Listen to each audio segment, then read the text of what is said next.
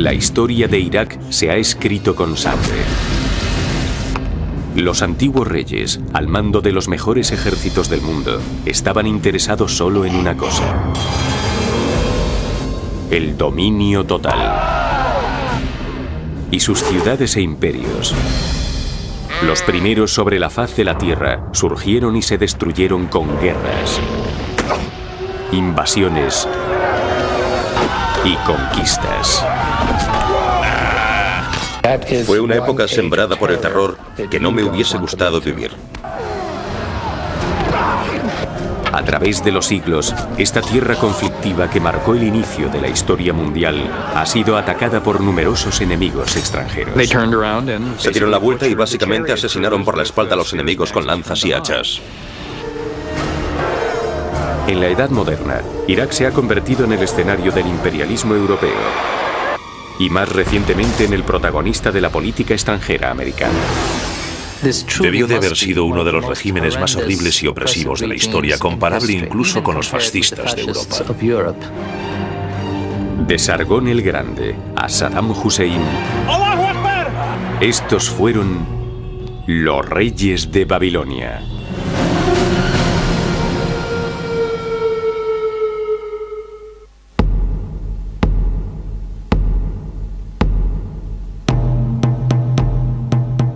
Mesopotamia.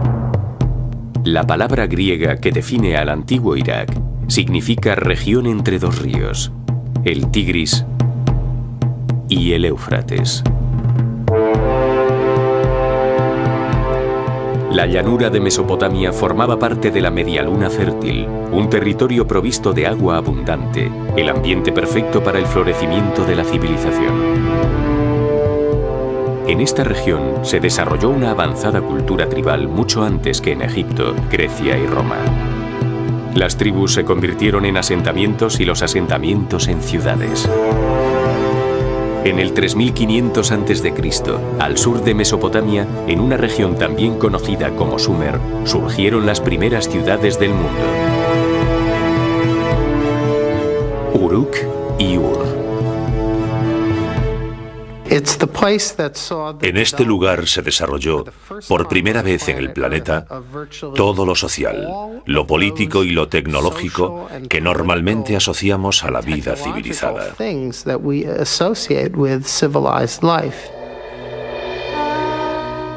Los primeros sistemas de escritura del mundo se realizaron en Mesopotamia. Aquí surgieron los primeros reyes del mundo.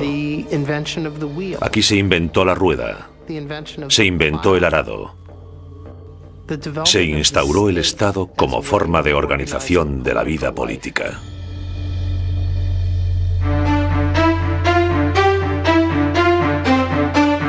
En el 2900 a.C., el conjunto de las 30 ciudades-estado de Mesopotamia apenas formaban un imperio unido.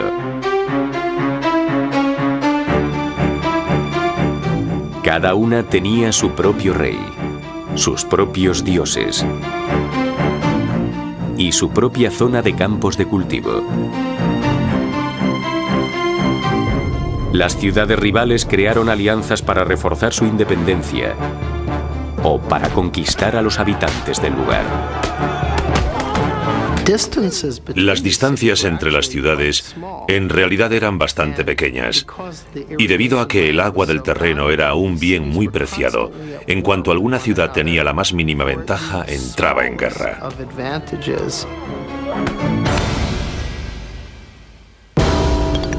En el 2334 a.C., un rey dominó Mesopotamia, Sargón el Grande.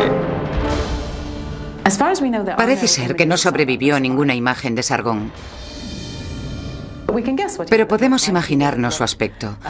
Tendría el aspecto, al menos en sus retratos, del típico rey mesopotámico, fuerte y poderoso. La forma antigua del nombre de Sargón, Sarokib, significa rey ilegítimo. Y según los historiadores, esto es una clara indicación de que Sargón era un usurpador. Según cuenta la leyenda, sus orígenes eran iguales a los de Moisés. Sargón era el hijo ilegítimo de una sacerdotisa. Así que tras nacer, lo metió en una canasta que puso en el río y lo encontró un jardinero que le crió. Y de mayor, acabó al servicio del rey de Kish.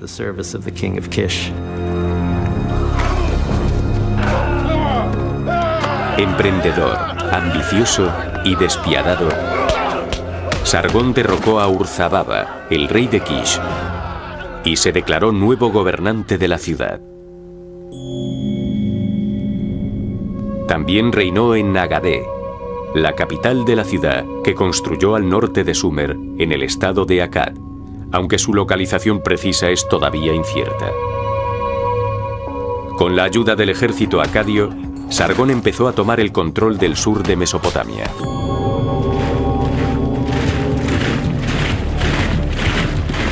Su primera conquista fue la ciudad de Uruk, donde capturó y luego humilló a Lugalzagesi, el rey de Uruk, arrastrándole con una correa.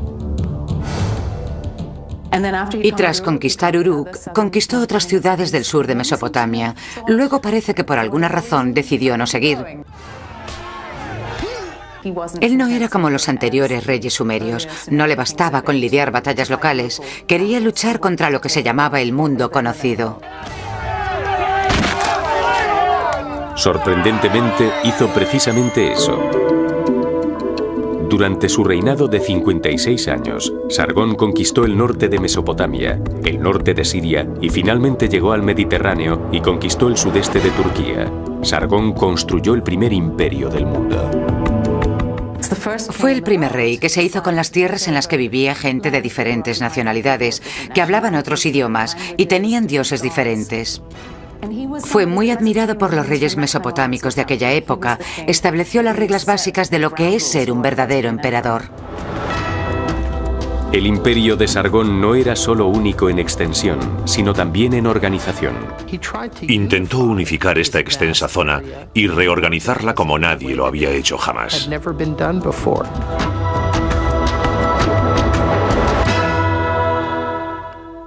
Todas las ciudades en Mesopotamia tenían su propio sistema de pesos y de medidas.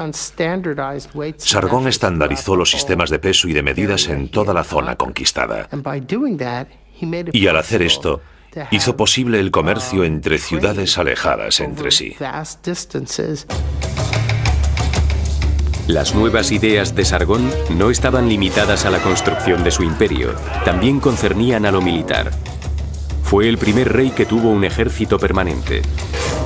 Tenía un enorme ejército de 5.400 hombres que habían sido reclutados en todas las ciudades del imperio, pero resultaban caros de mantener, así que Sargón introdujo una nueva tradición para poder alimentar a sus tropas: el saqueo. El ejército se alimentaba de los productos de la tierra, así que las campañas de guerra estaban más o menos organizadas para que empezasen cuando ya se había recogido la cosecha en toda Mesopotamia. Fue una época sembrada por el terror que no me hubiese gustado vivir. Si vivías en la región de Akkad, pero no formabas parte de la élite, sabías que cada año tendrías que enfrentarte a este tipo de masacre.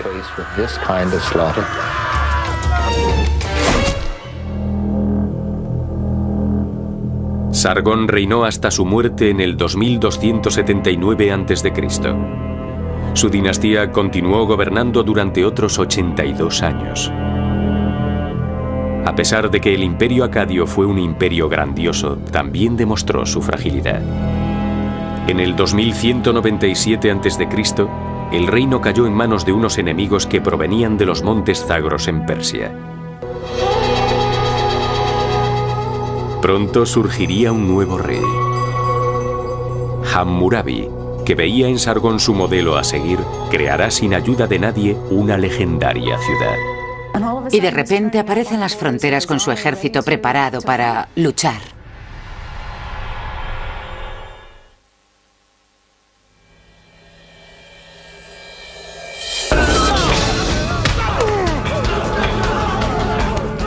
En el 2197 a.C., al caer el imperio acadio, originado por Sargón, la ciudad se sumió en un caos.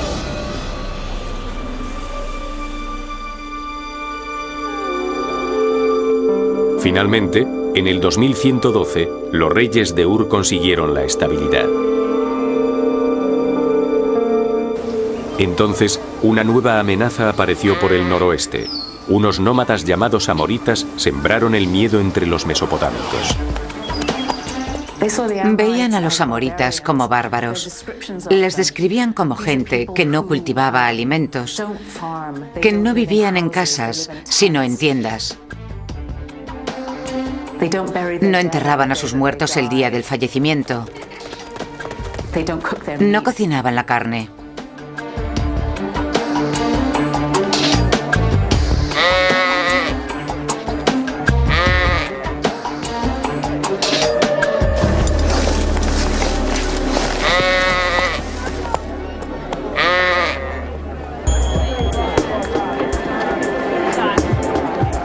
Pero no causaron ningún conflicto.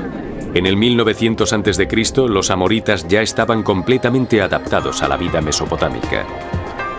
Se convirtieron en soldados, granjeros y empresarios, y tomaron cargos de gobernador o general.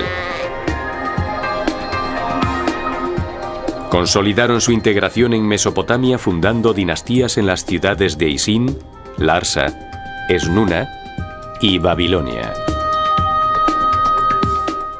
Al final, la llegada de los amoritas benefició a Mesopotamia. Muchos de los grandes reyes de Mesopotamia fueron amoritas.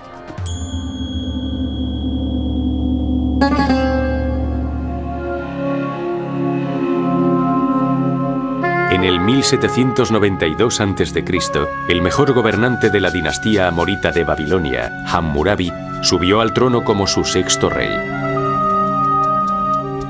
Al principio no parecía demasiado interesado en las campañas militares. Gobernó durante 43 años. Después de 30 años de gobierno, quiso emular a Sargón y construir su propio imperio. Empezó a luchar contra los reinos vecinos, que antes habían sido sus aliados. Había mantenido con ellos buenas relaciones durante años y de repente aparece con sus ejércitos en las fronteras, preparados para luchar, para hacerse con el poder. Las campañas militares de Hammurabi se distinguían por la cantidad de rehenes que capturaban para pedir un rescate. Había comerciantes especializados en esta tarea. Pagaban el rescate del enemigo a los soldados babilonios y pedían al que habían rescatado que les devolviese el dinero. Era la forma que tenían los comerciantes de ganar dinero seguro, porque siempre sacaban beneficios de los rescates que pagaban. Las conquistas de Hammurabi se extendieron desde el Golfo de Persia hasta Siria.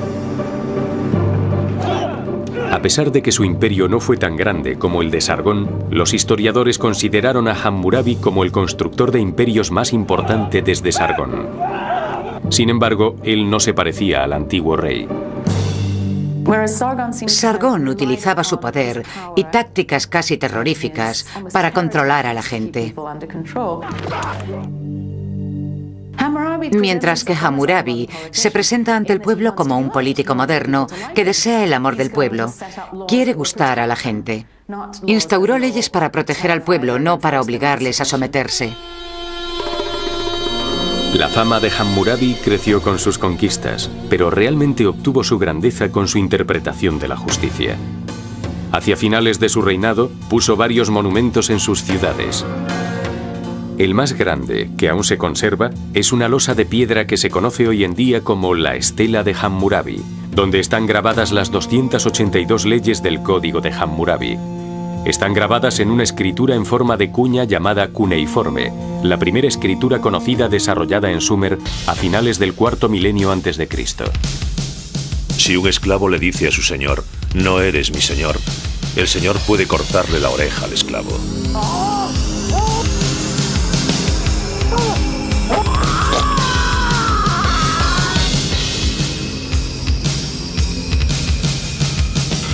Si un hombre acusa a otro hombre de asesinato sin aportar ninguna prueba, se deberá ejecutar al acusador.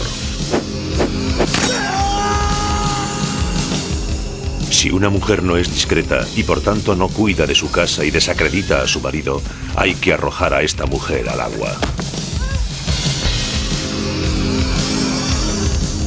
El plan de administración de justicia de Hammurabi era muy extenso. Sus regulaciones civiles y criminales cubrían muchos temas, incluyendo leyes comerciales, matrimoniales y de propiedad, precios y salarios, regulaciones en esclavitud y los honorarios. Algunas eran bastante razonables. Hammurabi se pasa mucho tiempo especificando en el código la posición social de una mujer casada. En el caso de que cometiese un error haciendo algo, o hiciese algo mal, perdería sus derechos de propiedad. Hoy en día todo esto nos parece muy avanzado y a la vez inesperado. Por otro lado, en el código Hammurabi encontramos pasajes de ojo por ojo, diente por diente, que son totalmente iguales a los bíblicos. La justicia de Hammurabi no era necesariamente equitativa. Los derechos cambiaban dependiendo del estado individual de los ciudadanos, si eran ciudadanos libres, gobernantes o esclavos. Si un ciudadano mataba a un esclavo, podía librarse de ello con el pago de una multa. Si mataba a otro ciudadano, lo más probable era que le matasen a él también por haberlo hecho. Así que definitivamente en el antiguo período babilonio, no todos los hombres eran iguales. El código de Hammurabi no fue el primero en instaurarse. La gente de Mesopotamia ya estaba acostumbrada a seguir los códigos, pero el código de Hammurabi era el más detallado y sofisticado. Tras el reinado de Hammurabi, el sur de Mesopotamia se empezó a conocer como el Reino Unificado de Babilonia. Y Babilonia se convirtió en centro político, cultural y religioso.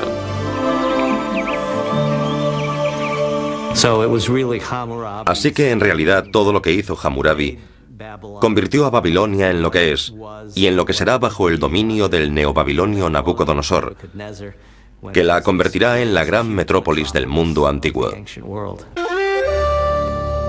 En 1750 a.C., una enfermedad obligó a Hammurabi a cederle el trono a su hijo. En el 1000 a.C., Babilonia ya había formado un estado nacional en el sur. Mientras tanto, la ciudad de Asur dominaba el norte con un estado rival, Asiria. Pronto los gobernantes de la región, como las arenas de los desiertos, llevarán a cabo un increíble cambio.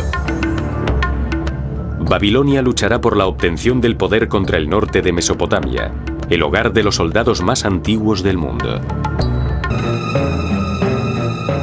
Los asirios. Los imperios estaban haciéndose cada vez más grandes y más despiadados.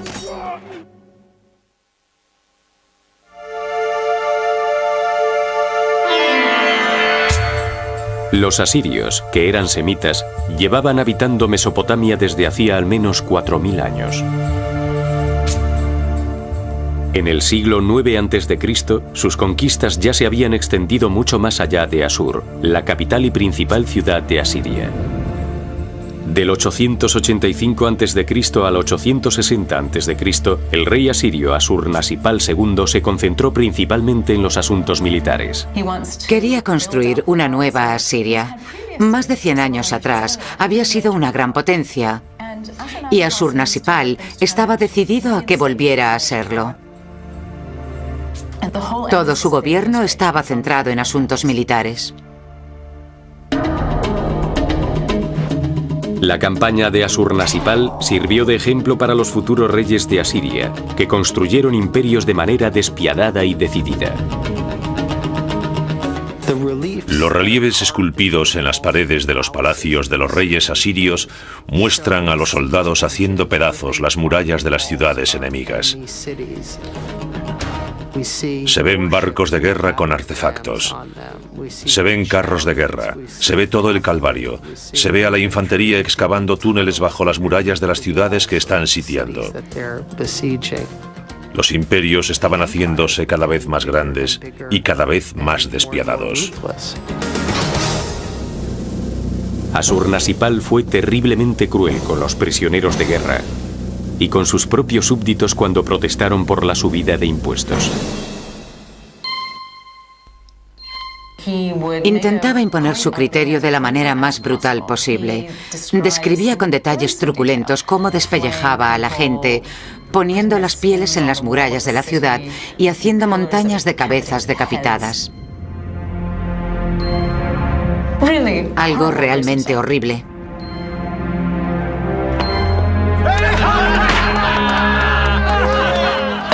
Según los historiadores, es muy probable que esto no lo hiciese en todas partes. Elegía una ciudad y la utilizaba de ejemplo para aterrorizar a todo el mundo.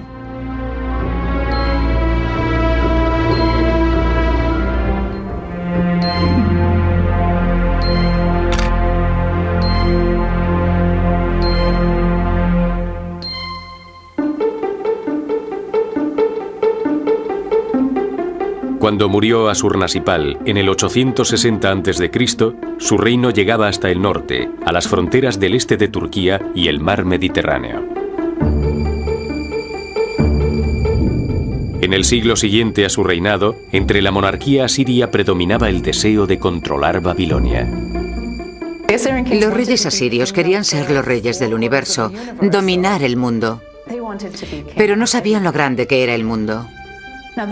Lo único que les importaba era ellos mismos y Babilonia. Si Babilonia no estaba dentro de ese universo, no les interesaba. Yo creo que en realidad necesitaban creer que tenían el control. Pero parece ser que los babilonios tenían sus propias ideas sobre cómo querían vivir. Babilonia se negaba a someterse a Asiria y estaban constantemente enfrentadas. Así que Asiria puso en práctica algunas tácticas. Subió al trono a su propio rey de Babilonia. Decidieron darle el trono al hijo de un rey asirio, que gobernaría Babilonia. Aún así, independientemente de los problemas que hubiese entre las dos culturas, los asirios, por irónico que resulte, tenían un gran respeto por la civilización babilonia. A pesar de que los asirios eran muy poderosos, seguían teniendo la sensación de ser culturalmente inferiores con respecto a Babilonia. Veían a Babilonia como una fuente de conocimiento, con su cultura cuneiforme, y seguramente les veían como los americanos vieron a Inglaterra en el siglo XIX, como un sitio donde encontrar auténtica literatura, teatro y cosas por el estilo.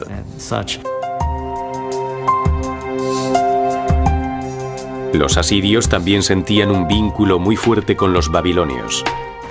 Hablaban el mismo idioma, adoraban a los mismos dioses y vestían del mismo modo. Era una cultura hermana, pero esta era tan antigua que les tenían un enorme respeto.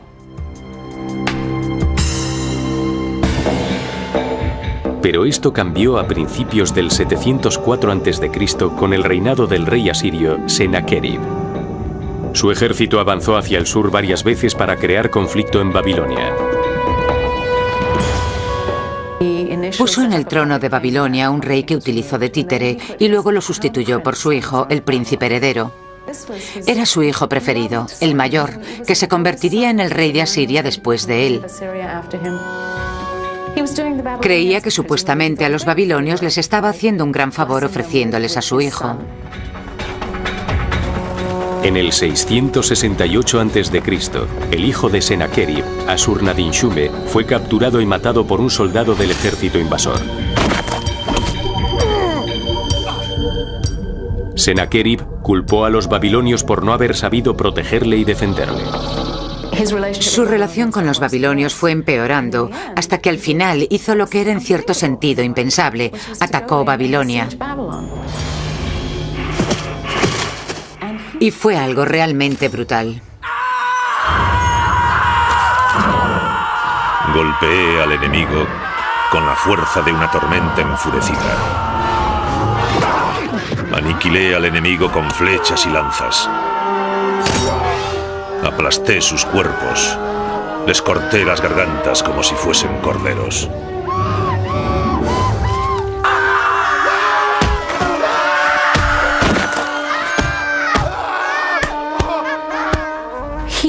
Destruyó la ciudad, quemó los edificios, arrasó los templos,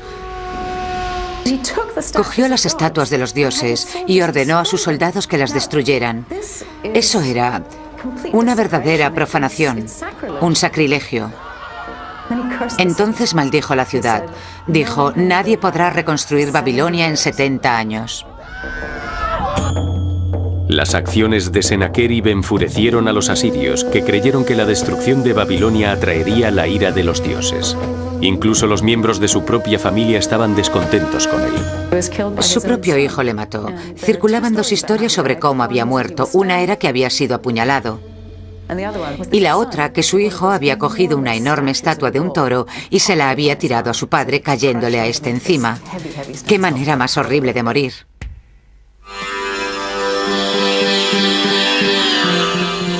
Después de la muerte de Sennacherib, en el 680 a.C., su hijo pequeño, Asarjadón, se convirtió en el rey de Asiria. Inmediatamente quiso reconstruir Babilonia y corregir el enorme error que, según él, había cometido su padre. Aún así, él sabía que no sobreviviría a la maldición de los 70 años, grabada para la posteridad en una tablilla de barro. Desesperado, Asarjadón consultó a los sacerdotes y descubrió algo asombroso. Descubrió que no eran 70 años después de todo. Habían estado leyendo la tablilla al revés y en realidad eran 11 años, porque la manera como se escriben los números en cuneiforme, 70 al revés es 11. De ahí la confusión. Solo tenía que esperar 11 años. Asarjadón ordenó que se reconstruyese la ciudad. Utilizó los botines obtenidos en sus conquistas para ayudar a financiar la construcción. Cuando Asarjadón murió en el 669 a.C., dejó a su hijo mayor, Asurbanipal, un reino que se extendía desde Egipto hasta Persia.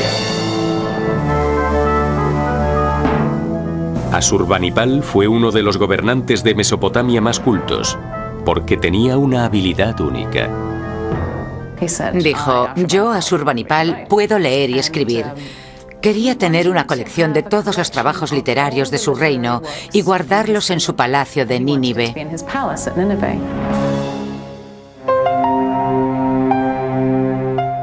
Asurbanipal mandó a sus súbditos a buscar tablillas cuneiformes en los archivos y las escuelas de los templos babilonios. Luego, sus escribientes los copiaban meticulosamente y catalogaban algunas de las 20.000 tablillas que existían, y luego las colocaban en lo que se convirtió en la primera biblioteca del mundo. De toda la colección, Asurbanipal valoraba especialmente los más de 300 textos que, según él, predecían el futuro. Si no se vislumbra la constelación de Aries, el rey será muy desgraciado. Si las estrellas de Orión brillan, alguien influyente conseguirá demasiado poder y cometerá actos malvados. La mayoría de las tablillas tenían que ver con este tipo de adivinación, y para él eran importantes a la hora de gobernar bien, de acuerdo con la voluntad de los dioses, y a la hora de sobrevivir como rey.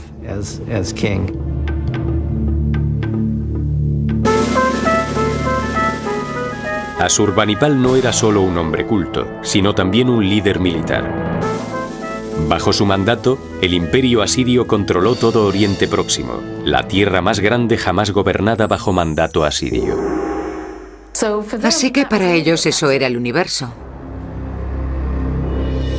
Pero después de la muerte de Asurbanipal, en el 627 a.C., se lanzarán nuevos ataques contra el imperio asirio. Esta gente inició un movimiento de tenaza sobre la capital asiria.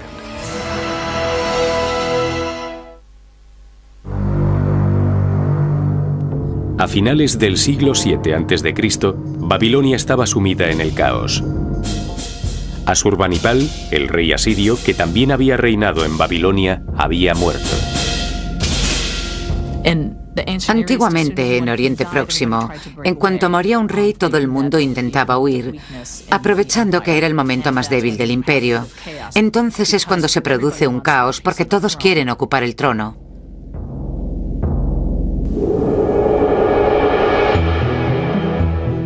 En el 627 a.C., un líder local de origen incierto llamado Nabopolassar empezó a luchar por el trono de Babilonia.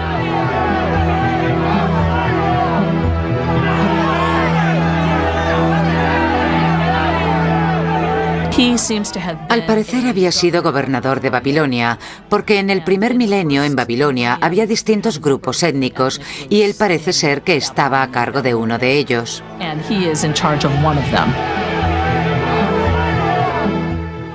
Al obtener la victoria, reclamó el título de rey.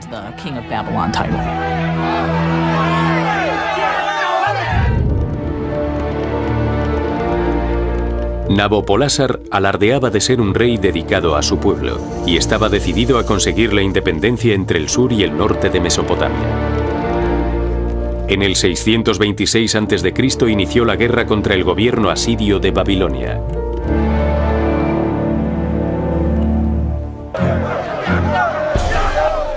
En 10 años, Nabopolásar había conseguido dominar totalmente a Babilonia y empezó a amenazar a la capital asiria.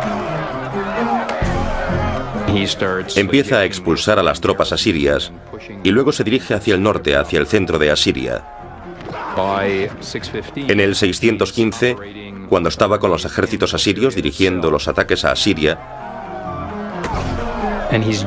la gente que venía del norte de Irán, principalmente medos, se unieron a ellos.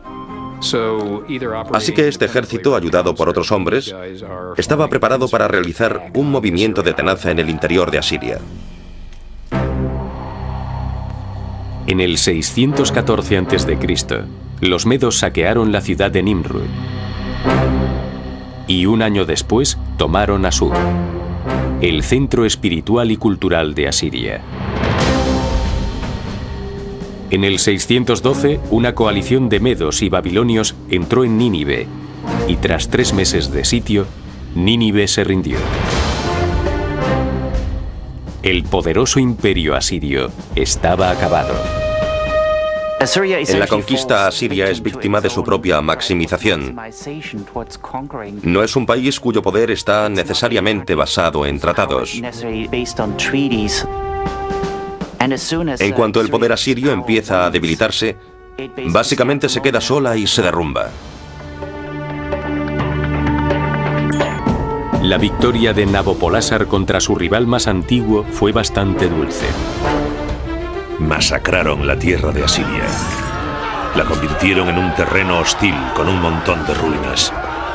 Los asirios que años antes habían gobernado a todo este pueblo, ahora herían a la gente con sus armas poderosas. Le entrego a Dios esta hazaña porque su yugo no me pertenece.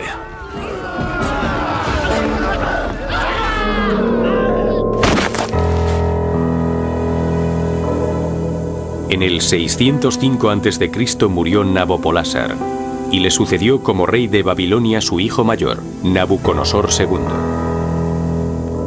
Había sido comandante en el ejército de su padre y pronto demostrará ser igual que todos los grandes conquistadores mesopotámicos que habían reinado a partir de Sargón.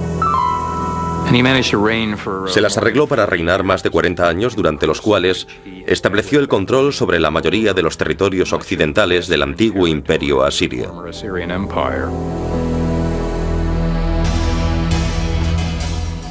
Incluido en el imperio de Nabucodonosor estaba el reino palestino de Judea. En el 600 a.C., el rey Joaquín tomó la difícil decisión de no pagar el tributo anual a Babilonia. Como venganza, en diciembre del 568 a.C., Nabucodonosor dirigió sus tropas hacia el oeste y atacó Jerusalén, la capital de Judea y el centro espiritual de los judíos. Tras una batalla de 3 meses de duración, el ejército babilonio obtuvo la victoria. Nabucodonosor ordenó lo que se conoce en la historia judía como el exilio, la deportación de Babilonia de miles de judíos, incluidos el rey y su familia. Una de las maneras que tenían de estabilizar un territorio conquistado era acoger a una élite política y social que no hubiese demostrado ser de confianza o cooperadora con el reino y sustituirla por una nueva población de gente que no tuviese ningún vínculo con el lugar. Nabucodonosor consiguió crear un imperio comparable al de Asiria. Al igual que los reyes asirios, dedicó la mayor parte de los recursos a renovar y ampliar su capital para convertirla en la metrópolis más grande del mundo antiguo. Su trabajo realmente podría entrar en el libro Guinness de los récords. Las excavaciones realizadas en Babilonia estimaron que Nabucodonosor utilizó alrededor de 15 millones de ladrillos en sus proyectos de renovación de la ciudad.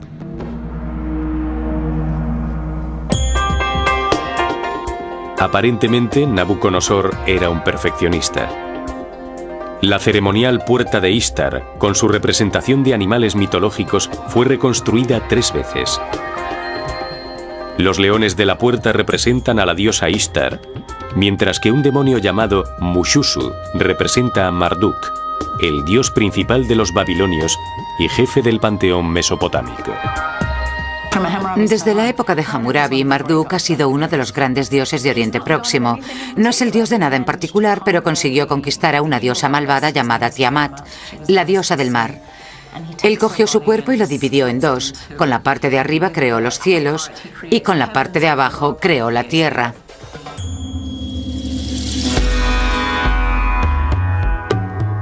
La Puerta de Ishtar estaba al final de un camino procesional que llevaba a los templos babilonios y a una zigurat. El templo tenía una torre de 98 metros de altura conocida como la Torre de Babel. En la historia de Mesopotamia, los zigurats han sido los símbolos de la arquitectura religiosa. Son estructuras enormes. Construirlas lleva muchas horas de trabajo. Solo un rey con poder y riqueza puede iniciar semejante proyecto y terminarlo. Y parece ser que la Torre de Babel se construyó también para obtener su gloria personal.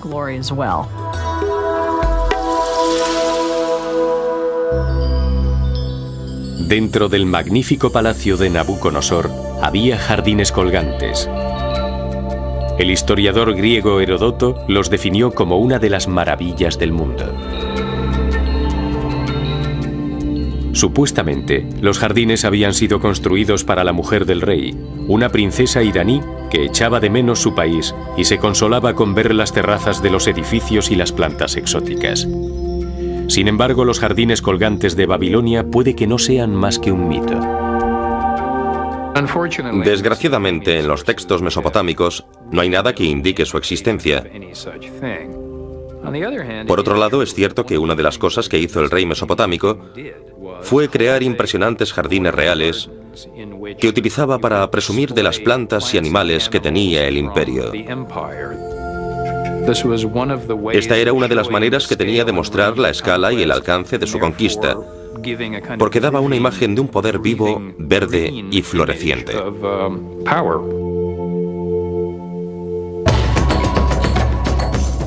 Nabucodonosor murió en el 562 a.C. con 84 años. Durante su reinado se desarrollaron el arte, las ciencias y la literatura babilonia gracias a su considerable riqueza y al fuerte apoyo del Estado. Pero bajo esta superficie brillante no todo era perfecto. Ahora, Babilonia estará al mando de un rey fiel al enemigo.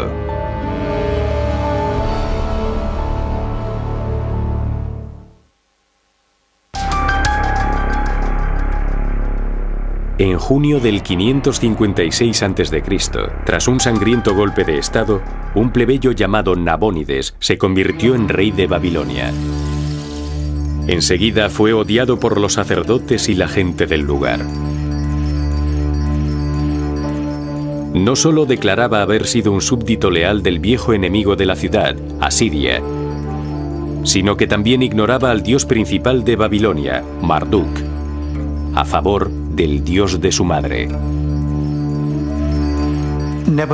Nabónides estaba muy unido a su madre, una sacerdotisa dedicada al dios Sin, el dios de la luna. En el 549 a.C., Nabónides hizo lo impensable. Dejó a su hijo Baltasar al mando durante una década y abandonó Babilonia para construir y restaurar los templos dedicados al dios de la luna en Taima, Arabia del Sur, y Harán, al norte de Mesopotamia. La gente de Babilonia estaba bastante descontenta con Nabónides porque sentían que les había abandonado. Baltasar no se tomó en serio la amenaza que se avecinaba. el imperialismo persa. La dinastía aqueménida del sudoeste de Irán estaba convirtiéndose en una fuerza dominante en Oriente Próximo. Debían su éxito a una formación militar rigurosa. Los muchachos persas aprendían a montar a caballo tan bien como a disparar con arco. Así que los persas eran bastante buenos en todas estas prácticas militares.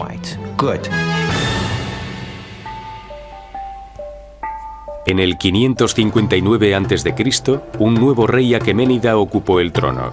Tenía una característica bastante poco frecuente en un conquistador: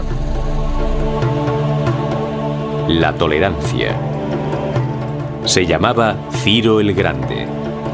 En solo 10 años alcanzó una enorme popularidad, no solo por su habilidad militar, sino por haber obtenido la victoria contra los medos iraníes sin derramar nada de sangre.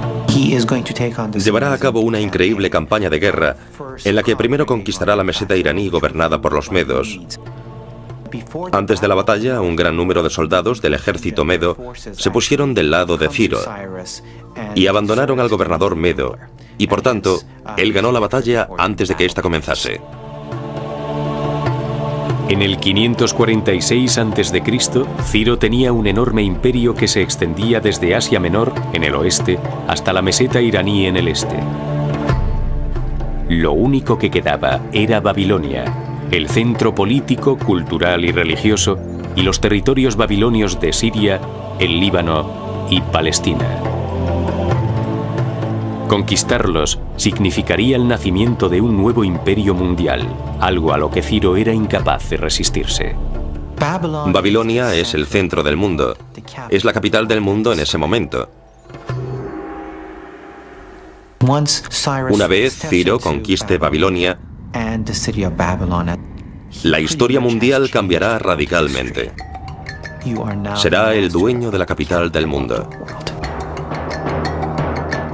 Estaba preparado para invadir Babilonia.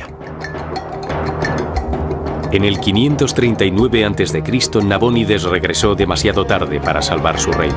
Los persas mataron a Baltasar, capturaron a Nabónides y luego tomaron Babilonia sin encontrar resistencia. Los babilonios estaban cansados de que su rey no se hiciese cargo de su reinado y dieron la bienvenida a Ciro no como conquistador, sino como libertador.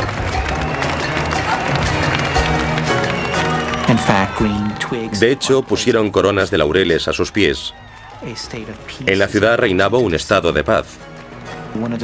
Una de las primeras cosas que hizo fue ir al templo de Marduk y realizar los ritos que Nabónides había dejado de hacer.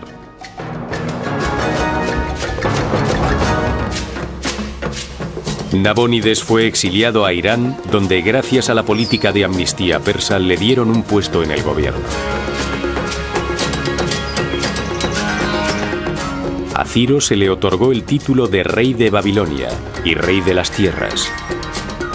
Siguiendo una política de generosidad, no de represión, y favoreciendo a las regiones locales, consiguió que sus nuevos súbditos fueran sus aliados más entusiastas.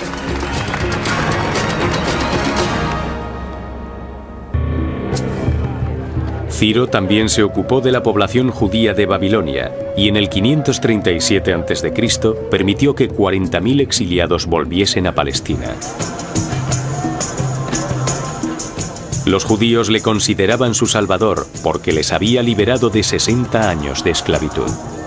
Bajo el gobierno de los reyes aqueménidas, el sur de Mesopotamia floreció durante 200 años. Babilonia seguía siendo el centro económico del imperio y era la residencia de invierno de la corte persa.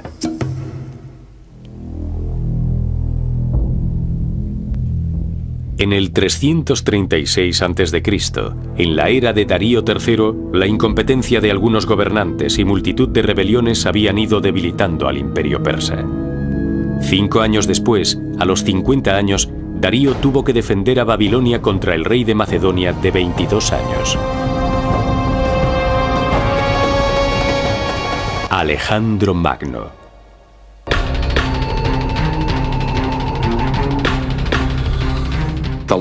El rey persa le ofreció la mitad oeste del imperio y le ofreció casarse con su hija, Pero Alejandro dijo: no, la mitad no es suficiente, lo quiero todo. Darío lo tenía difícil. Perder Babilonia seguramente supondría el fin del imperio persa.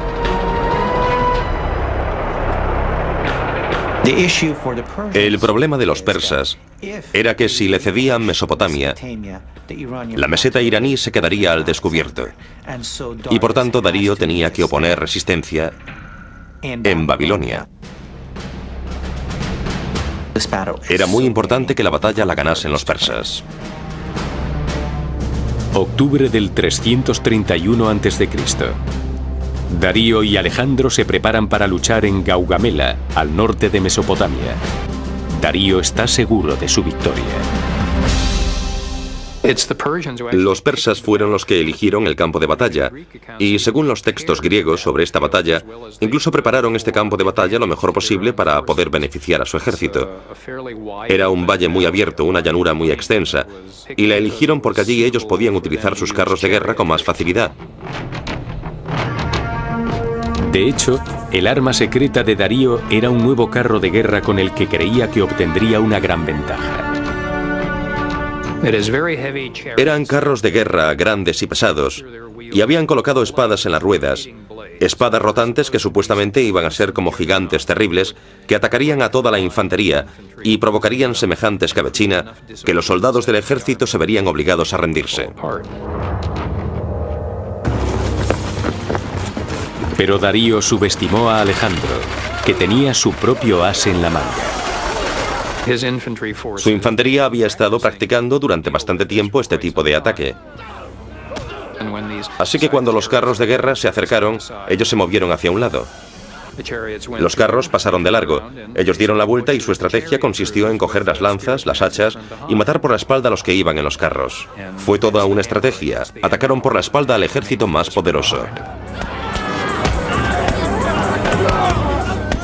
Después de casi un día de lucha, Darío abandonó el campo de batalla envuelto en una nube de polvo, y Alejandro tomó posesión de Babilonia. Tenía grandes planes para Babilonia. Babilonia iba a ser uno de los centros principales del imperio que estaba formando. Ya había empezado algunos proyectos de edificación allí. Mandó a una flota a explorar el Mar Rojo. Empezó a construir instalaciones navales por el Tigris y el Éufrates y cerca de la desembocadura del Golfo, para que las ciudades situadas más arriba de Irak pudieran ser más accesibles en barco.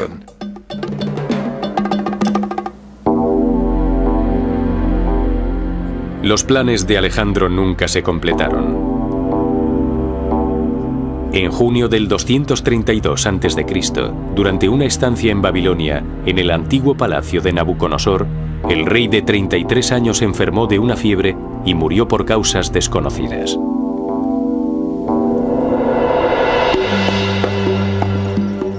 Después de la muerte de Alejandro, su imperio fue dividido entre los generales que habían luchado a su lado. El poder político pasó de Babilonia a la nueva ciudad de Seleucia, en la orilla oeste del río Tigris, en Mesopotamia. Babilonia ya no era la capital del imperio, y tampoco era la capital del territorio. Así que en ese momento se produjo un declive, pero probablemente pasará bastante tiempo antes de que Babilonia se convierta definitivamente en una ciudad abandonada. Hoy en día, los restos de Babilonia están esparcidos por todas partes. Solo se conservan algunos asentamientos situados cerca del río Éufrates, a 96 kilómetros de Bagdad.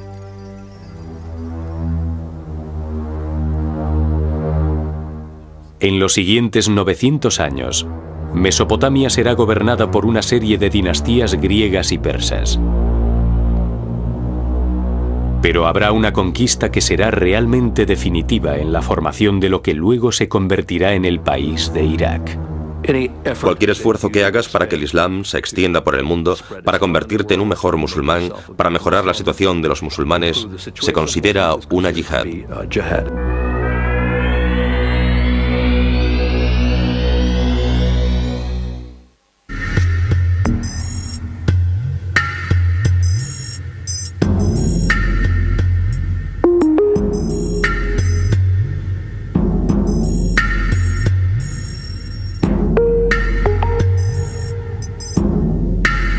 de Asiria. En el 612, una coalición de medos y babilonios entró en Nínive, y tras 3 meses de sitio, Nínive se rindió. El poderoso imperio asirio estaba acabado. En la conquista, Asiria es víctima de su propia maximización. No es un país cuyo poder está necesariamente basado en tratados. En cuanto el poder asirio empieza a debilitarse, básicamente se queda sola y se derrumba. La victoria de Nabopolásar contra su rival más antiguo fue bastante dulce. Masacraron la tierra de Asiria. La convirtieron en un terreno hostil con un montón de ruinas. Los asirios, que años antes habían gobernado a todo este pueblo, ahora herían a la gente con sus armas poderosas. Le entrego a Dios esta hazaña porque su yugo no me pertenece.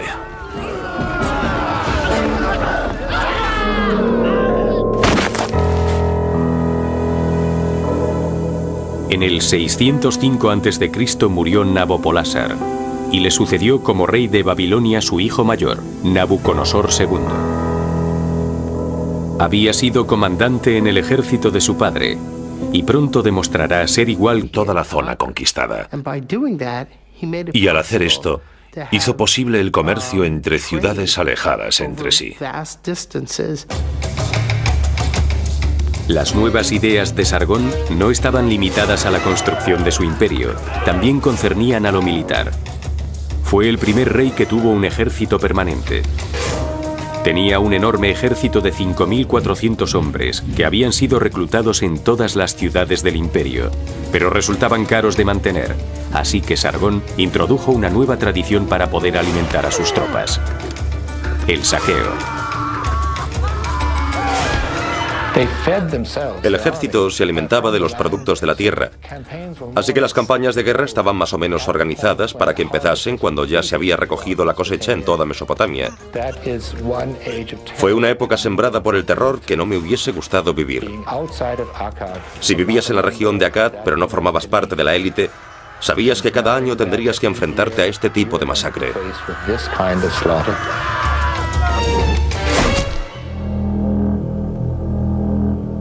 Sargón reinó hasta su muerte en el 2279 a.C. Su dinastía continuó gobernando durante otros 82 años. A pesar de que el imperio acadio fue un imperio grandioso, también demostró su fragilidad. Masacraron la tierra de Asiria. La convirtieron en un terreno hostil con un montón de ruinas. Los asirios, que años antes habían gobernado a todo este pueblo, ahora herían a la gente con sus armas poderosas. Le entrego a Dios esta hazaña porque su yugo no me pertenece.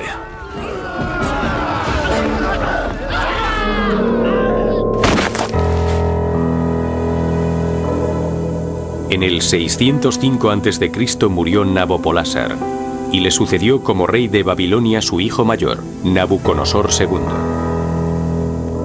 Había sido comandante en el ejército de su padre, y pronto demostrará ser igual que todos los grandes conquistadores mesopotámicos que habían reinado a partir de Sargón. Se las arregló para reinar más de 40 años, durante los cuales estableció el control sobre la mayoría de los territorios occidentales del antiguo imperio asirio.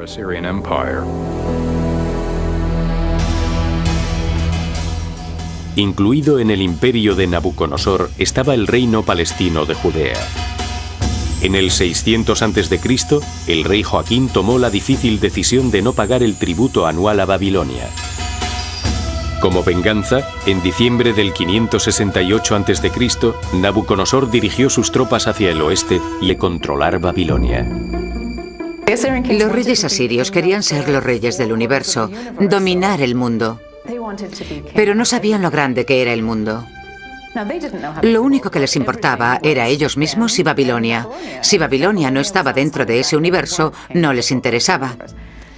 Yo creo que en realidad necesitaban creer que tenían el control. Pero parece ser que los babilonios tenían sus propias ideas sobre cómo querían vivir. Babilonia se negaba a someterse a Asiria y estaban constantemente enfrentadas. Así que Asiria puso en práctica algunas tácticas. Subió al trono a su propio rey de Babilonia. Decidieron darle el trono al hijo de un rey asirio, que gobernaría Babilonia. Aún así, independientemente de los problemas que hubiese entre las dos culturas, los asirios, por irónico que resulte, tenían un gran respeto por la civilización babilonia. A pesar de que los asirios eran muy poderosos, seguían teniendo la sensación de ser culturalmente inferiores con respecto a Babilonia. Veían a Babilonia como una fuente de conocimiento, con su cultura cuneiforme, y seguramente les veían como los americanos vieron a Inglaterra en el siglo XIX, como un sitio donde encontrar auténtica literatura, teatro y cosas por el estilo. Varias veces para crear conflicto en Babilonia. Puso en el trono de Babilonia a un rey que utilizó de títere y luego lo sustituyó por su hijo, el príncipe heredero. Era su hijo preferido, el mayor, que se convertiría en el rey de Asiria después de él. Creía que supuestamente a los babilonios les estaba haciendo un gran favor ofreciéndoles a su hijo. En el 668 a.C., el hijo de Sennacherib, Ashur-nadin-shum, fue capturado y matado por un soldado del ejército invasor. Sennacherib culpó a los babilonios por no haber sabido protegerle y defenderle. Su relación con los babilonios fue empeorando hasta que al final hizo lo que era en cierto sentido impensable: atacó Babilonia. Y fue algo realmente brutal. Golpeé al enemigo con la fuerza de una tormenta enfurecida. Aniquilé al enemigo con flechas y lanzas. Aplasté sus cuerpos. Les corté las gargantas como si fuesen corderos.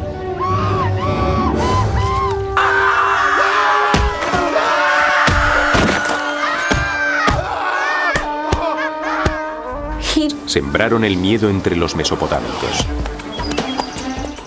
Veían a los amoritas como bárbaros. Les describían como gente que no cultivaba alimentos, que no vivían en casas, sino en tiendas. No enterraban a sus muertos el día del fallecimiento. No cocinaban la carne.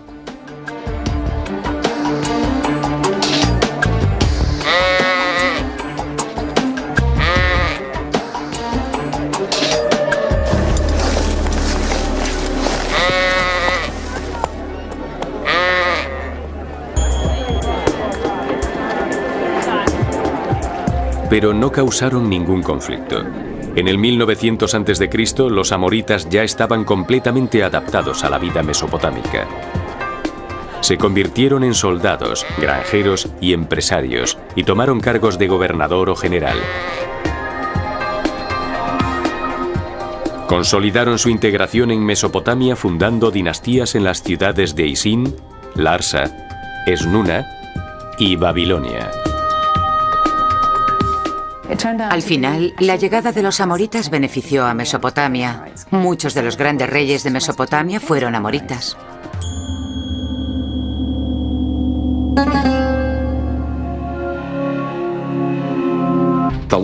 El rey persa le ofreció la mitad oeste del imperio y le ofreció casarse con su hija. Pero Alejandro dijo: no, la mitad no es suficiente, lo quiero todo. Darío lo tenía difícil. Perder Babilonia seguramente supondría el fin del imperio persa.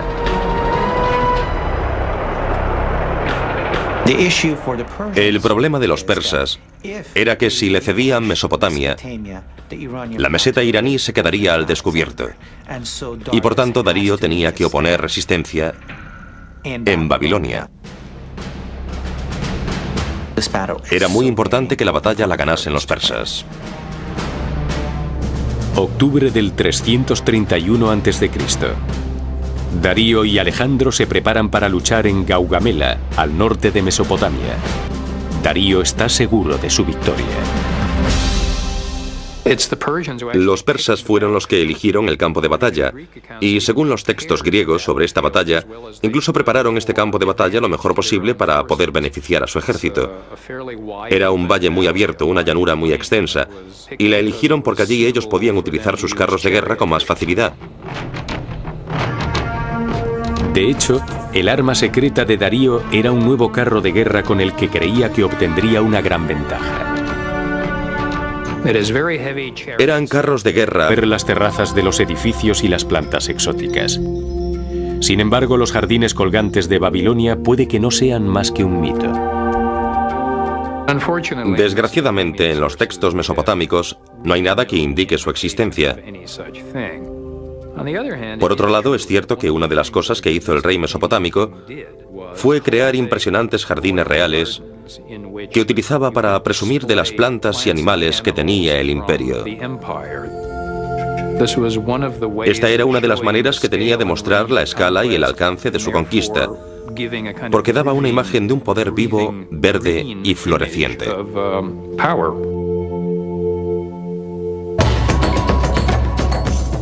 Nabucodonosor murió en el 562 a.C. con 84 años. Durante su reinado se desarrollaron el arte, las ciencias y la literatura babilonia gracias a su considerable riqueza y al fuerte apoyo del Estado. Pero bajo esta superficie brillante no todo era perfecto. Ahora, Babilonia estará al mando de un rey, fiel al enemigo.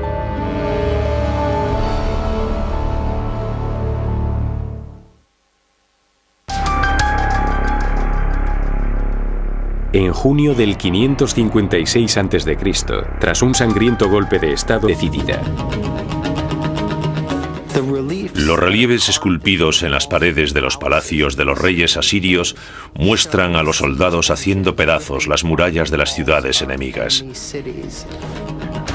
Se ven barcos de guerra con artefactos. Se ven carros de guerra. Se ve todo el calvario. Se ve a la infantería excavando túneles bajo las murallas de las ciudades que están sitiando. Los imperios estaban haciéndose cada vez más grandes y cada vez más despiadados.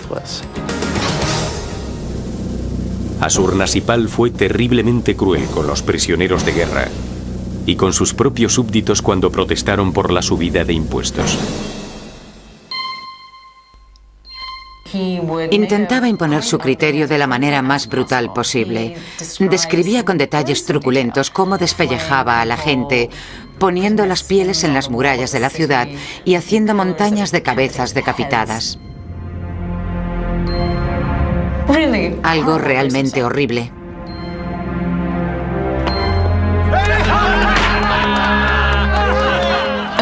Según los historiadores, es muy probable que esto no lo hiciese en todas partes. Elegía una ciudad y la utilizaba de ejemplo para aterrorizar a todo el mundo.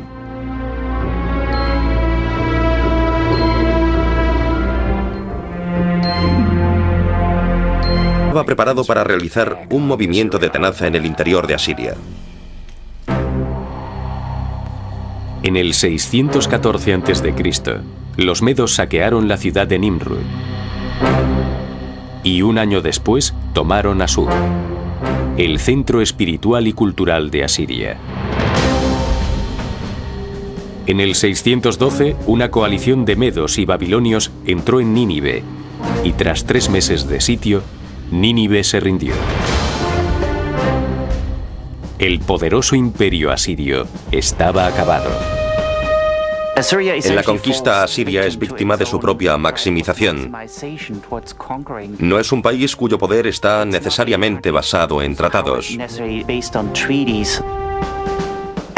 En cuanto el poder asirio empieza a debilitarse, básicamente se queda sola y se derrumba. La victoria de Nabopolásar contra su rival más antiguo fue bastante dulce. Masacraron la tierra de Asiria. La convirtieron en un terreno hostil con un montón de ruinas. Los asirios que años antes habían gobernado a todo este pueblo, ahora herían a la gente con sus armas poderosas. Le entrego a Dios esta hazaña porque su yugo no me pertenece.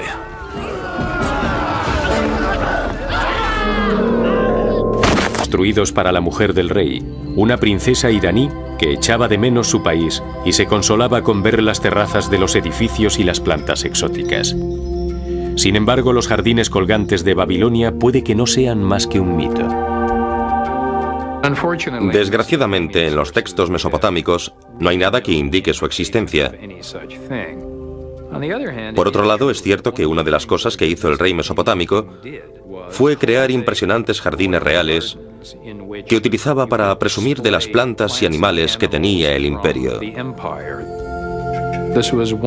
Esta era una de las maneras que tenía de mostrar la escala y el alcance de su conquista, porque daba una imagen de un poder vivo, verde y floreciente.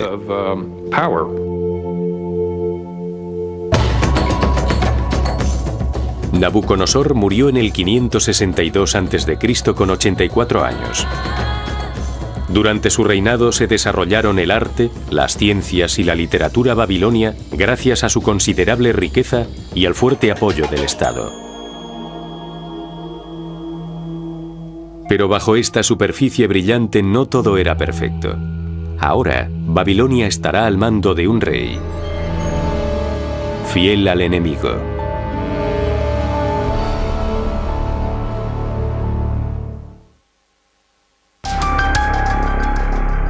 Corderos.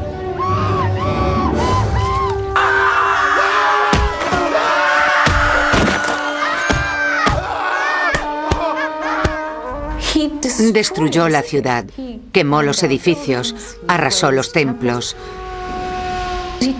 cogió las estatuas de los dioses y ordenó a sus soldados que las destruyeran.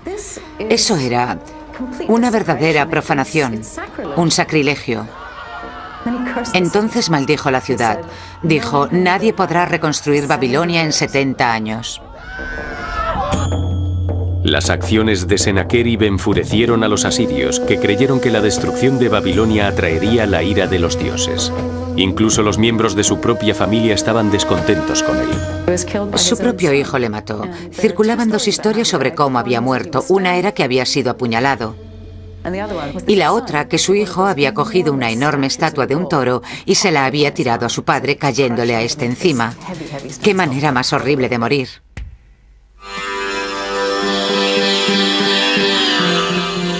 Después de la muerte de Sennacherib, en el 680 a.C., su hijo pequeño, Asarhadón, se convirtió en el rey de Asiria. Inmediatamente quiso reconstruir Babilonia y corregir el enorme error que, según él, había cometido su padre. Aún así, él sabía que no sobreviviría al... En el 539 a.C., Nabónides regresó demasiado tarde para salvar su reino. Los persas mataron a Baltasar, capturaron a Nabónides y luego tomaron Babilonia sin encontrar resistencia. Los babilonios estaban cansados de que su rey no se hiciese cargo de su reinado y dieron la bienvenida a Ciro no como conquistador, sino como libertador.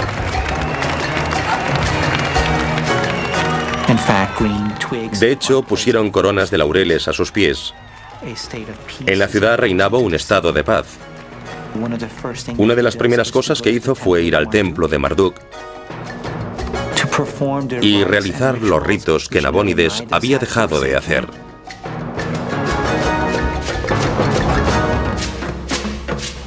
Nabónides fue exiliado a Irán, donde gracias a la política de amnistía persa le dieron un puesto en el gobierno.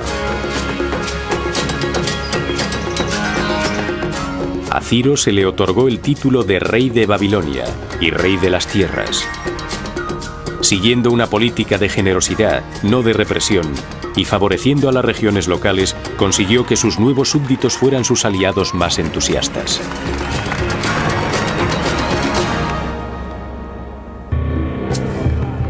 Ciro también se ocupó de la población judía de Babilonia y en el 537 a.C. permitió que 40.000 exiliados volviesen a los. Significaría el nacimiento de un nuevo imperio mundial, algo a lo que Ciro era incapaz de resistirse. Babilonia es el centro del mundo. Es la capital del mundo en ese momento. Una vez Ciro conquiste Babilonia, La historia mundial cambiará radicalmente. Será el dueño de la capital del mundo. Estaba preparado para invadir Babilonia. En el 539 a.C., Nabónides regresó demasiado tarde para salvar su reino. Los persas mataron a Baltasar, capturaron a Nabónides y luego tomaron Babilonia sin encontrar resistencia. Los babilonios estaban cansados de que su rey no se hiciese cargo de su reinado y dieron la bienvenida a Ciro no como conquistador, sino como libertador.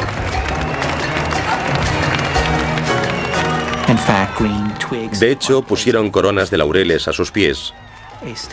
En la ciudad reinaba un estado de paz. Una de las primeras cosas que hizo fue ir al templo de Marduk y realizar los ritos que Nabónides había dejado de hacer.